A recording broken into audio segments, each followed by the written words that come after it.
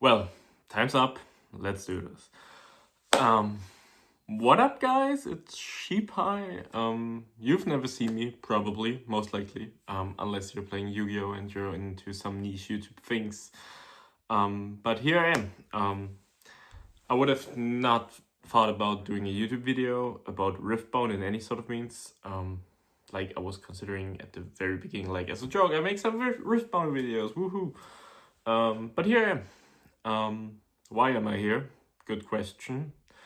To put things simple, because of all of you people. Because of all of you people who are either not playing Jinx or putting Jinx lists out there in some sort of weird fashion, like some weird lists, or even horrendous results. So maybe it sounds like cope to you at the beginning, but I'm here to tell you that Jinx is a viable deck. It's at least tier 2, maybe tier 1. Depends on who you ask, depends on who plays it, and most likely it depends on what else is in the meta. Like how's the meta behaving. Of course, it's a meta game. Not everything is static, like not a single deck is perfect for a whole season. Like most likely decks are here for tournament to tournament because things will change dynamically. So here I am showing you my Jinx deck. Funnily enough, I will put the term budget in the description. It's not built to be budget, it just happens to be so. Like the deck is really cheap. The staples are cheap, depends on who you ask. Like for me, it's a budget deck. It's more than affordable. So I'm going to show it to you. You will have 2 camera perspectives. I will talk a lot. If you just want a quick and dirty list, I will show it to you. Here it is. Have some fun, but take some explanations. Hopefully you will learn something, because I know because of the watch time, people will keep it short and call it good card, good card, good card, and my deck will be 30 good cards, so it must be the best deck in the room. If you're just here for the list, yeah, just leave a comment and say thank you for the list or something, then at least it's something else. Or type in, oh, I went 0-4 at locals because of the bad deck, so that's something. If you really want some explanations, then you're at the right place at the right time. And yeah, I will call this my Magnus Opus, because I feel like I made some really good decisions, and this will probably like the best deck because it's underexplored. So I have the privilege of being like the only good person, or maybe some more out there who just put their things out there. Like there's not a lot of good people working on this deck.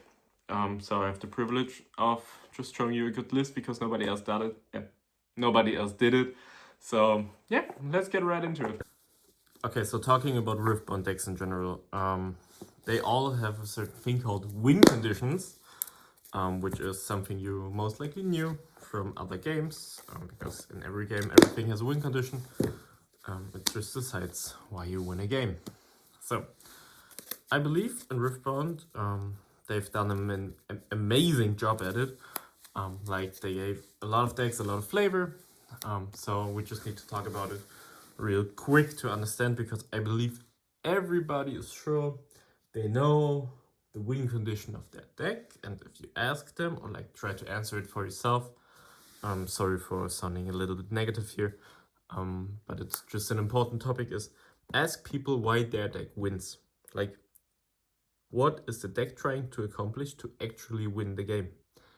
Not a simple question, but in general, there are a lot of different answers. As mentioned, for every deck, it's entirely different. Some decks are more similar than others, but in general, try to ask yourself why a deck wins. So I'm changing perspective here and there in the deck profile, as mentioned, first real riftbound deck profile. So let me know what you think. Would highly appreciate. Comment, maybe share it, like it. You know, YouTube stuff, so some people can see what Jinx does. So this will be your champion unit, and this will be your legend. Hopefully I get the names right. So of course, you know what Jinx does. Beautiful showcase, but I'm not willing to spend a couple $100 for a signature card, or euros, because I'm from Germany. Beautiful card. So every time you have one of your cards in the beginning phase, you draw a card. Incredible effect, really incredible effect. because I don't know if you played any other games. As mentioned, I'm a Yu-Gi-Oh player. I play Yu-Gi-Oh competitively with all my heart and soul, and riftbound just happened to be another good game. I've also played Pokemon. I've played Hearthstone. I've dabbled into Magic, but I don't really like Magic. I don't really like One Piece, but I've also tried it. So the thing is, in mana-based games, your ability or things need to do one of two things to be really good. In certain cases, they have to be ridiculous card draw for free or like for some sort of resource. Depends on the game. Like in Magic, for example, card draw isn't really that much of a premium, or like in Pokemon. But for example, if you think Hearthstone, if you think Warlock, I will do a lot of comparisons to Warlock because it's quite similar. You draw cards for free. You don't even need to spend anything. So you're just up in advantage. You get to play more cards than your opponent. Simple enough. The other thing is mana cheating. So, for example, Kaiser. Kaiser has a broken ability here. You probably already know it. But mana cheating is really broken in the game. Why is that? Because you get to play more cards than your opponent, and you get to keep tempo. So that's why Jinx is good. This is why Kaiser is good. This is why Braum, no, not Braum, the Weapon Master guy in the next set will be good. Everything that cheats mana or draws cards for free just means you get to do things your opponent will not be able to do. So that's why it's good, but we need to talk about the win condition of the cards. Yeah, I just wanted to show you these beautiful cards. Luckily, the Jinx ability is pretty straightforward, so we can talk about our win condition finally. So, since we get to play more cards than our opponent and we want to have few cards in hand, obviously we're playing an aggressive deck. Hopefully everything in the deck profile will seem trivial to you because it makes so much sense. If this effect occurs to you, then everything went smoothly and it's perfect. If not, maybe it wasn't explained good enough or anything. But this is an important lesson in every TCG. If it seems obvious, then it's good. That doesn't mean it's obvious to begin with. Like, for example, I don't know, take a plastic spoon. It's pretty simple. Like everything about it, like the shape seems simple, but just the making of it is not simple at all. So that's something like, where do you get plastic and all that stuff? But I'm drifting away, talking about win conditions. So in riftbound, you can only get the 2 points per turn, meaning you need to maximize this value. So, but every deck has the win condition of getting points in time. That's true. But the win condition of this deck is to spam out more units.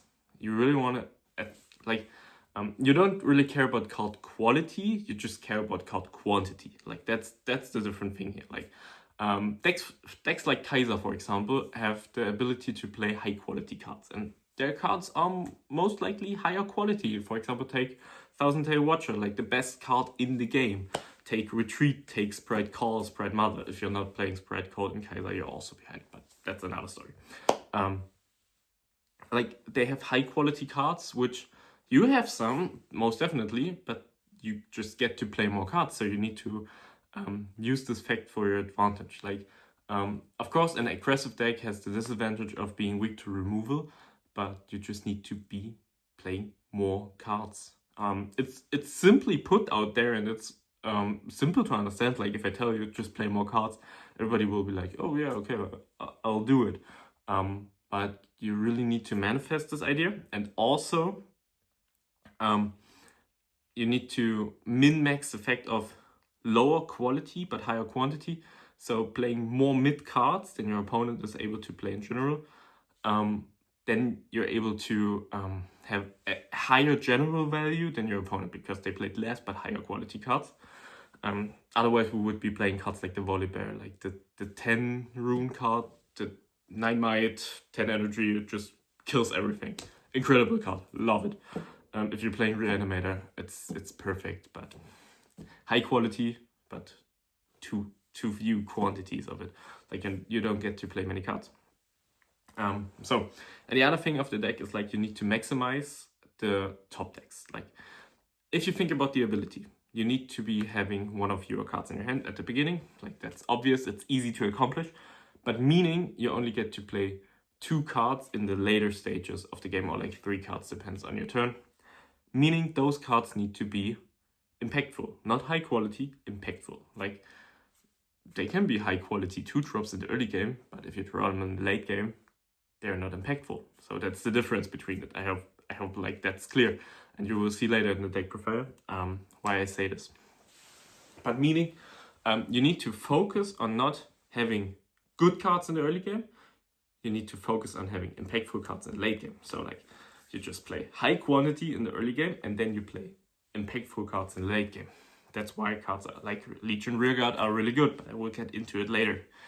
But hopefully that settles of what the win condition of the deck is. For some other decks, the win condition is a little more complex, but it needs to sound simple in the end. For example, like take decks like Victor of just playing ping control, because you're not trying to hold battlefields. You're not trying to overwhelm your opponent. You're just trying to ping, and ping double more often than they're able to double conquer. So, and then you get the advantage. But that's just on a side note. So, getting right into the cards themselves. As you have already seen, this is the Chosen Champion unit.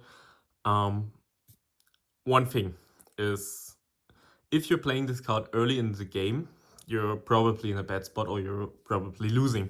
Because, as mentioned, it's about being impactful in the late game. And this card is impactful in the late game because if you're emptying your hand by playing other cards, this is like an extra card you get later. Like, you have later another push where you don't need a card in hand. As mentioned, pretty obvious, but you need to understand the logic behind it. So this card will always be kept for the late game, because then it's impactful. In the early game, like, it's high quality, but also high risk of shuffle or recycling your runes. But it doesn't need to be impactful. You need to play other cards, and it doesn't need to be high quality in the early game. It needs to be impactful in the late game. So that's with the champion unit. The deck in general is split into, I believe, 3 sections of the deck core, the unfair cards, and then the flex spots. So hopefully that will also make it clear how to adjust the deck for later sets, because, as mentioned, Jinx is here to stay, hopefully. So the core of the deck, of course, are your 2-drops. So those 4 cards. So luckily, we have a good community interest, and also I've spent some money on the deck, so I have everything in foil. Like, it's not an expensive thing or anything, but it was quite fun collecting all of these, just ordering these cards. I pulled those, but those are nice. So that's cool, but nothing else. Like, if you want to see all the foil cards, there you go. But so these cards are your early game drops. So what makes these so good is he's probably the worst example of them all, but he also fits the point of being impactful in the late game, because it's just 2 energy, 4 might, so he's able to remove something in the later stages of the game. By later stages, of course, we don't talk about like where your opponent has like 12 runes accessible or anything. Like, it's like 6 to 8 is probably the standard of when you win. Depends on how many they recycle. But this card is able to just fill that role. And the discarding role is pretty obvious to just achieve the condition of being able to use the Jinx ability. Like, as the sooner you are at the state of triggering your ability every turn, the more it means like you play more cards than your opponent, and that's obviously the good part. Like, that's the thing you try to accomplish. So Stack Deck is here to just be easier on having options, because you want to maximize the potential of not leaving any runes open. That's the neat thing about the deck. You will probably always be empty on runes in the opponent's turn. Like, you won't be interacting with them that much in their turn, but most likely in your turn. So easy to play in that sense, but hard to play in maximizing your turn's value, maximizing your trades and everything, having some reads on your opponent's hand. So these are the core, and this card is the perfect example of Mid in the early game, impactful in the late game. A lot of people play the Poro. Maybe should have pulled one out, but the Poro is not a good card in this deck. You can try it again. I will try it again. Maybe I'm wrong, but the problem is in the later stages when you're at your ability, if you draw the Poro, it fucking sucks. It really sucks. The merchant already is kind of okay-ish because he draws a card. Like if you're empty, like if your hand is empty and this card survived, you can move it to just draw cards, so he's fine. He's an absolute goblin, so that's something. And the rear guard in the late game is impactful, not high quality. He's impactful because he can conquer empty battlefields. You will never play him in the early game recycling your runes, never, because in the first 2 or 3 of your turns, like not turn 3 in general, like the first 3 of your turns, you will probably not want to recycle any runes because you're just behind. If you think about runes in the game, you're not thinking about recycling a rune now, but you're destroying a resource even in later turns, because every time you recycle a rune, you don't get another rune the next turn. Like, that's a concept I feel like people have to keep in mind, or like they're not really seeing the value of, or like the value they're losing in those scenarios. So this is the main core, which makes the deck tick to just empty your hand out. And of course there's Scrap Heap, just to play more cards, making your discards live. In the later stages of the game, it's impactful by just being able to be discarded of Jinx, just be played, which you rather not do. Like most likely you're in a bad spot if you draw it, or like if you play it, unless you have acceptable losses, but that's in a whole nother thing. Just keep your discard engine alive. Like, play more cards than your opponent. It's that straightforward. I'm sorry. And Flame Trumpers. Oh, I forgot to show the foils. Nothing too crazy. And the Trumpers. So this is the only card whereas it's the exception to recycle your runes in the early game. Most likely, if you open like Enforcer plus Chomper, you will most likely discard another card with the Enforcer just to keep your runes accessible. Like if you start your turn with Enforcer, discard Chomper, it feels good. But depending on your hand, it's just a mid play because you lose a rune. Pretty obvious once you understand the concept of they have ongoing value and not just the turn you recycle them. So, but the good cards, like, they're always great to discard, but in the grand scheme of things, it doesn't matter what you discard since you want to be low on cards to just play more cards than your opponent. So, getting into the other important section, the unfair cards. Unfair cards, Vi, Noxus, Darius, and Raza.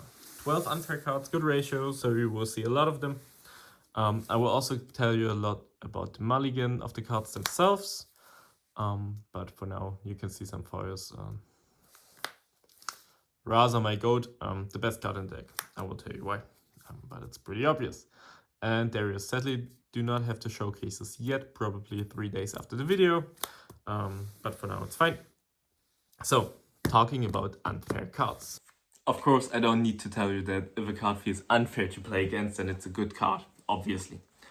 So, why did I call these 4 cards the unfair cards? Of course, they are the highest quality of cards. Like, they're the cards that make you win games, of course. The other cards just accelerate it, and you have a pool of 12 cards you want to get into to win your games. Probably the most outlying thing is like, why is this card classified as an unfair card? Just because 2 energy for might is pretty ridiculous. Like, it's just so much tempo. Tempo. It can't be Falling Start. It can't be Hextech Raid, and your opponent needs to cast a Void Seeker, and there's like all the good things about it. Like, 4 is pretty powerful. Obviously, 4 is more than 3. You're welcome. But in general, just like having the tempo off of it is pretty impactful. Of course, Darius, I don't need to tell you too much about it. Darius is the definition of a card of being impactful in the late game. Having Accelerate is broken. Like, I believe people understand that Accelerate is a pretty good ability, but people probably don't understand that Accelerate is a game-breaking ability.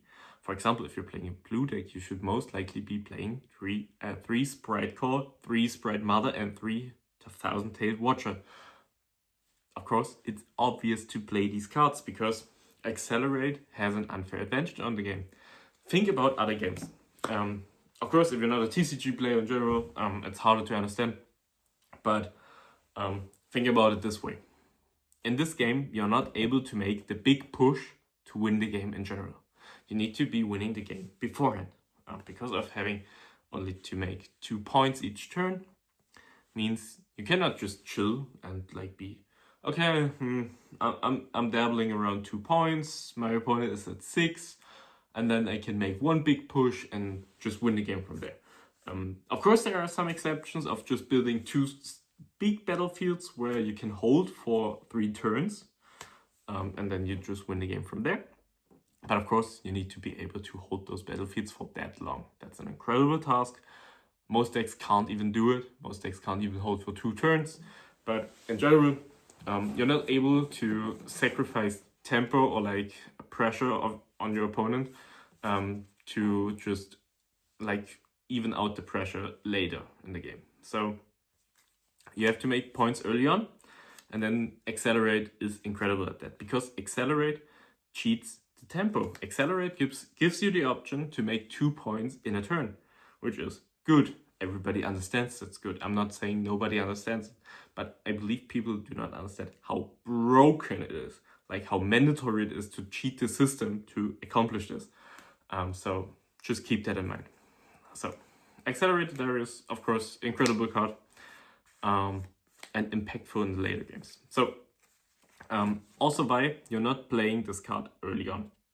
You're simply not playing this card early on. You never want to do it unless you have no other option to do so.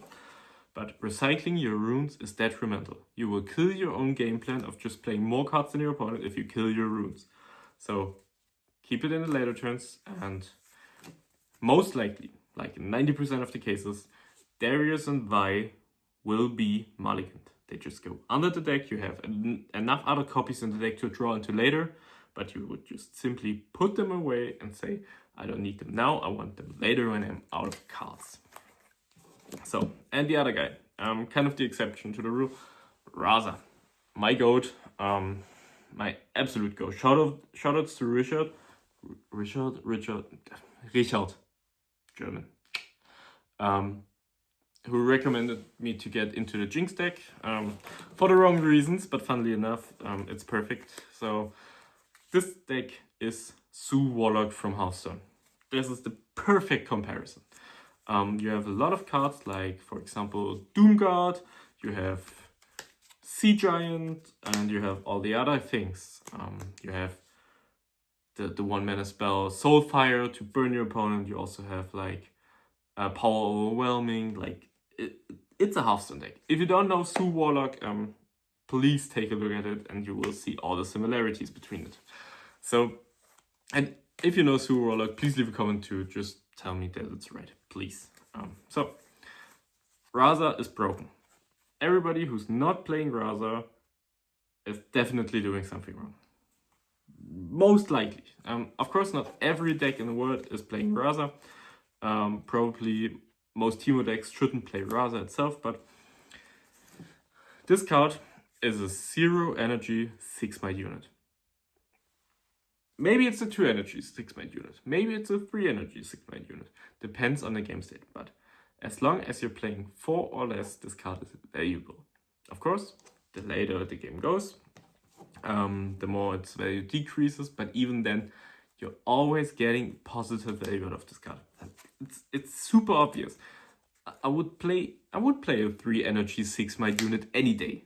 Any day for free. Of course, your opponent can use Singularity to remove it, but then this card traded for Singularity for 0 energy. Perfect. Perfection of a card. I don't even know how to describe how strong Raza is. There are some hands where you keep it in the early game just to draw into a second one. Like if you're able to put down 2 Razas and stare at your opponent, you win the game. If they have a Singularity to remove both of them, it will feel pretty bad, but you just kept your tempo up, and they paid 6 and recycled 2 to out 0 energy, recycle 1 or like even 2 energy. Like in the grand scheme of things, you always trade positively, like energy wise, recycling wise, and also you could argue that, oh, my opponent just used 1 card to remove 2 cards, but you played like 6 more cards than them the entire game because you just spammed out cards of lower quality but more cards. So that's the quantity and the cards, or like the lower quality and the higher quantity fixes the lower quality itself. Like, you're not comparing cards 1 to 1, you're comparing cards like 2 to 1, like 3 to 1, because you're just playing more cards. So Rather is perfection, Rather is my goat, and Rather is a staple. It will be a staple in the coming years, or like as long as it's legal. I don't know too much about the rotation itself, but there are cards and games, like in every game, that get better over time because the game gets faster, it gets power creep. This is one of the cards. It will get better over time because you play more cards for more efficient energy resource. So those are your unfair cards. These are winning the games, but you will most likely always mulligan these, like the Vi and Darius.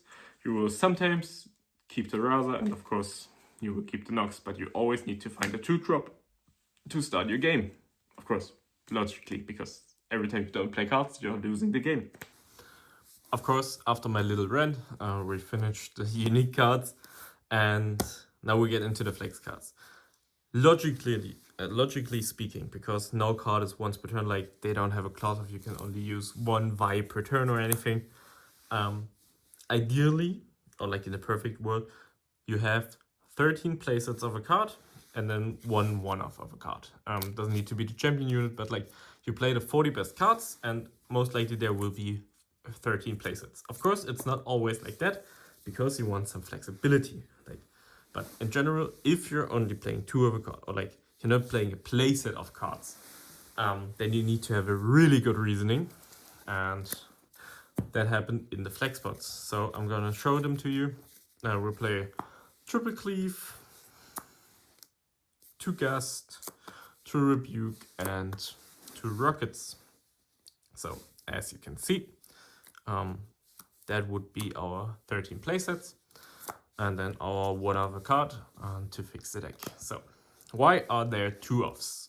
As mentioned, you would need to have a pretty good reasoning for them. So let me show it to you, but before that I will show you some foils, because foils are nice and I love them and they're cool cards. So that's something. Love Rebuke. Beautiful artwork, really beautiful artwork. And Super Mega Death Rocket, which is probably one of the coolest signature spells of all time. Calling it right now, even though there's just 1 set, or like the second set revealed, but this is amazing. So, okay, getting into turfs. Cleave, of course, just the best removal and the cheapest removal, so you get to play more cards. If you ever got hit by Cleave Darius, you probably know why it's so strong, so I don't need to explain this. But I will explain these cards. So, the reason Gust is a true off is more because of the other cards. There will be maybe more true offs in the second set because of flexibility. But in general, Gust is one of the cards that has a clearing issue. So, Gust itself is a good card in the early game. It's a high quality card. The good thing about this card is it's cheap. It's cheap removal for tempo, but the problem is, if you think about our win condition, in the late game, it's a low quality card. Like it gets low quality, but it's also not impactful. It's a high quality card in general, but it's not impactful in the later stages of the game. So that's why there's only 2 of it, because like it's the most cuttable card. The other cards are playsets because they're preferred to be drawn in the later stages of the game. Pretty much every card of them. And Gust is the exception. But like if Riftbound releases a good early game card like Gust, which is impactful in the later stages of the game, Gust will be probably cycling out. Maybe there's the 0 energy draw a card in the In the new set, there's also the fan, like the 2-drop that says when an opponent attacks, you can sacrifice me to move the opponent's card out of the battlefield. There will be cards which will put Gas out of the game.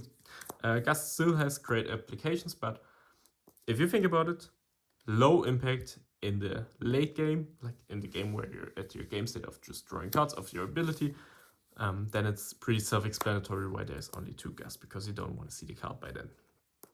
But just, as mentioned, the next best card. So, getting into the other cards. Rocket, also pretty simple to explain. You could be playing 3 rockets, but the thing is, like, as soon as you see a rocket, and you will also be able to keep it in your mulligan hand, because you can just always pitch it, you get the rocket when you need it. So once you see a rocket, you don't need to see any other rockets. That's why there's 2, because of flexibility, because I'm getting less flexible if I have a rocket already in rotation, because I'm not able to like utilize the rocket I draw into, because it could just be another card. Of course, the rocket needs to discard a card to add itself to hand, unless you have no cards in hand. But in general, you're able to just get the rocket anytime you want. So that's why you only need 2, just to be likely to see one, but you won't be needing to see another one. And the star of the show, and I really mean this. This is the last card, but not the least. It's probably the best choice in the deck. It's Double Rebuke. You could make an argument that there needs to be 3 to be more consistent. You could make an argument that there needs to be Fight or Flight. You will see the side deck. This card is amazing. This card is everything you want in a card. Once you see it in your opener, you will always recycle it. You will always mulligan it away, because this is not a card for the early game. Just recycle it. Put it away. Most likely, maybe there are some niche scenarios. You can say that about everything. But as a general rule of thumb, this card needs to be put to the bottom of the deck. Why is this card here then? Like, if you never want to see it, why is it in your deck? Because this card fixes the core issue of the deck. As you might have seen, you're able to overwhelm your opponent and beat cards by just trading 2 for 1 by just playing more cards, as mentioned. Probably said this like 10 times already. But if there's a card that can trade favorably 1 for 1 in the later stages of the game, then it has to be this card. This is the best removal that purple has by far. This card is incredible. And I'm just gonna tell you one scenario, and then you will probably understand what I'm talking about. You're like at 6 points or maybe 5 points and going to hold a battlefield, probably anything like that. But 6 points is the dream scenario, to make it very clear. And your opponent drops a 1,000-tail Watcher, the best card in the game. It can be anything else. Your opponent drops a huge unit, which you need to deal with. But maybe you've already traded with a lot of other units in the game to score your points, and you're slowly running out of gas. This card wins the game for you. If your opponent will play a Watcher, and I've told you, you will most likely not have runes up, but in the later stages of the game, you will be able to keep 2 runes ready. Your opponent drops a Watcher, they want to trade into your field, and you just put it back to hand. Well, my opponent can play it next turn. Yeah, they can. But you will probably win by then, because you were able to conquer 2 battlefields. This card is nuts. It cannot be defied, which is great, because at first I was like, I need to recycle 2. It hurts. Recycling doesn't matter if you win the game in the next turn. Then you have not the downside of your runes not getting any extra value like for more turns. You're winning the game. The Watcher will be cleared. They cannot do anything else in the turn. This card wins you the later stages of the game. Maybe there will be other cards. Maybe the deck list will change. Sadly, we don't have too many events in Europe. Like, we don't have a big Origin set like the Americans have. So if you're from the United States and you have some big tournaments, like a lot of skirmish cups in our region have been moved, please take this deck. You will win, you will earn a lot of fame. Please don't forget the shout out. would appreciate it, but you will be performing so good with this deck. So, if you're playing it correctly. This card wins you the late game. Pretty self-explanatory once you think about it.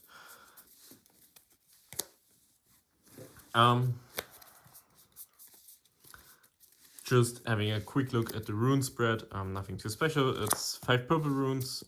So we have Nexus Knight rune and Showcase rune. I want to have one of each because there will be one rune every set. So I feel like there's no need to have multiples of these.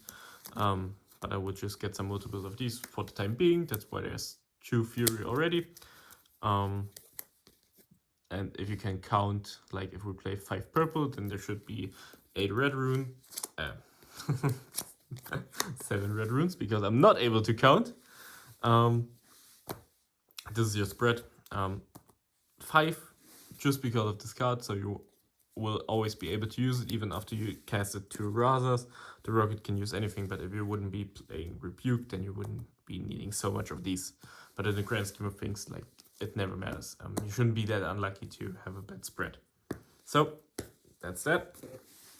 And the battlefields we have as the game 1 battlefield, Sawn Warrens. Maybe some other people will play it too. Then you will be like, if there's 2 Sawn Warrens up and you will lose the game, I cannot tell you how. Like, it's impossible to lose the game if there's 2 Sawn Warrens up.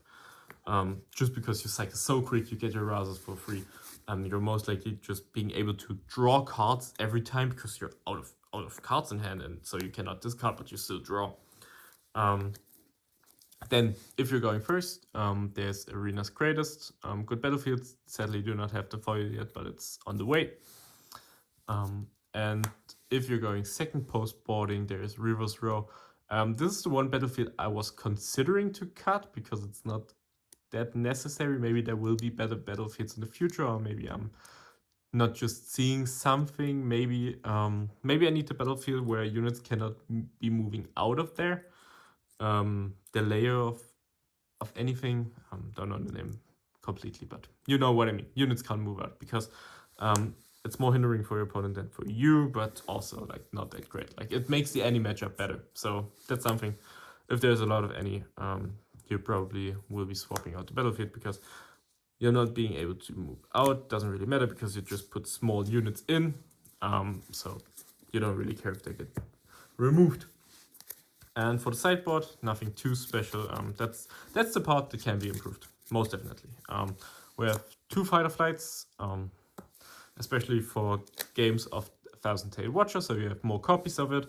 As mentioned, it could also be maybe in the main deck, but it's just more copies of Rebuke, which are good to draw in the earlier stages of the game. So 2 Fighter Flights. There's 2 Void Seekers for the games against Kaiser, where you put in Reverse Row and some other matchups, but this is the main use. So you can utilize the pullout better than your opponent, and you can remove the units, because if you don't have Void Seeker in your deck, it's hard for you to remove the units your opponent puts in. Then we have 2 Firestorm. This is the card you can most likely cut. This is just here for some Victor matchups, maybe, but probably better cards are available. For example, more anti-any cards, more cards like acceptable losses if Darius Baited Hook is a thing, like Aurora is dead, but Darius Baited Hook is pretty good, so you probably need more acceptable losses. Speaking of which, there's one, just so you can see it over stack deck, and you have a good chance, but you're not losing the game if you're not seeing the card. But there could be more of them here. And the third gust. So why is there a third gust if it's so bad? Because of Master Yi. Because in the early stages of the game, if you're able to gust Master Yi units, you're so ahead in tempo, and you need this to later move them out of the battlefields and then just conquer from there. So that's why it's here. And yeah, speaking of which, as mentioned, maybe a third Rebuke for Master Yi, and maybe a second acceptable losses, but that's just the sideboard.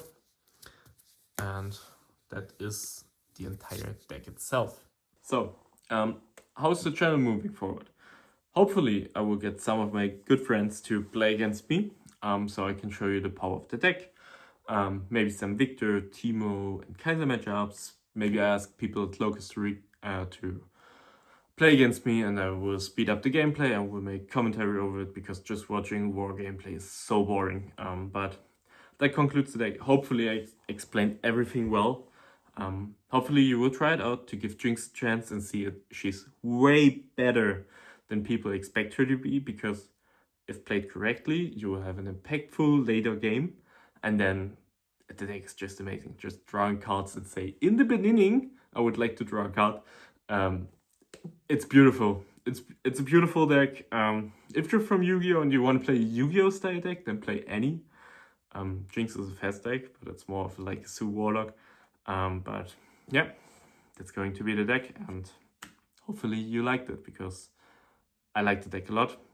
Maybe I will do some more content on it, maybe not. As mentioned, leave a comment if you watched until this part, so that more people can see how amazing Jinx is. And with that being said, have a good one, and I'll see you in the next one.